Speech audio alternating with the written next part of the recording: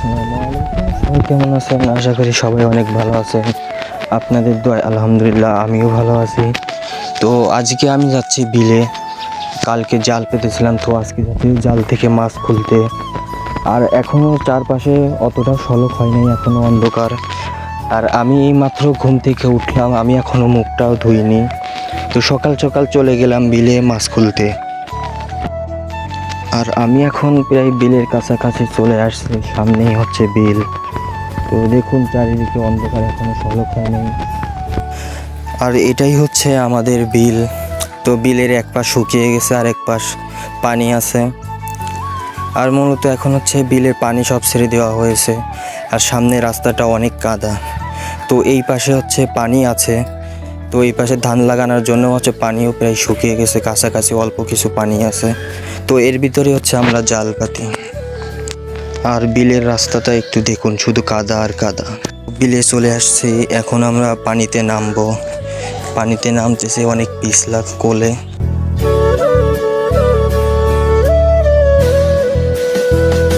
তো সামনে যে আরেকজন মাছ খুলতেছে জাল।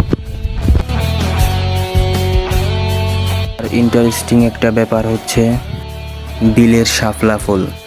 দেখুন কি সুন্দর সকালবেলা দেখা যায়। আর চারিদিকে শুধু শাপলা ফুল আর শাপলা ফুল, চোখ যত দূর যায় শুধু দেখা যায় শাপলা ফুল। আরও সামনে অনেক লোক আছে, তারাও যে মাছ খুলতেছে।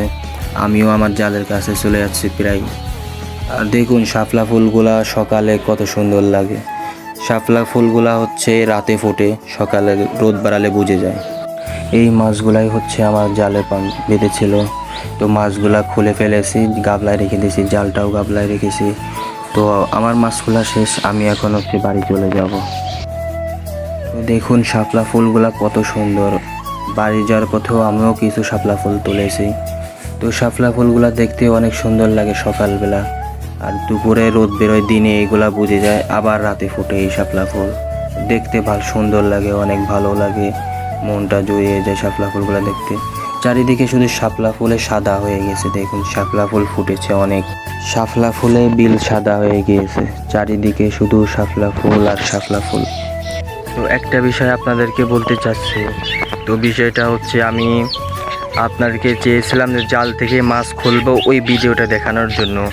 তো আমি গিয়ে দেখলাম যে বিলে অনেক হাঁস মাছ চলে। তো দেখলাম ওই আমার জালটা মানে এক জায়গায় দলা মুচড়া করে গুছায় ফেলছে। তো এর জন্য দুঃখিত, আমি আপনাদেরকে জাল থেকে মাছ খোলার ভিডিওটা দেখাতে পারলাম না। তো এর জন্য দুঃখিত।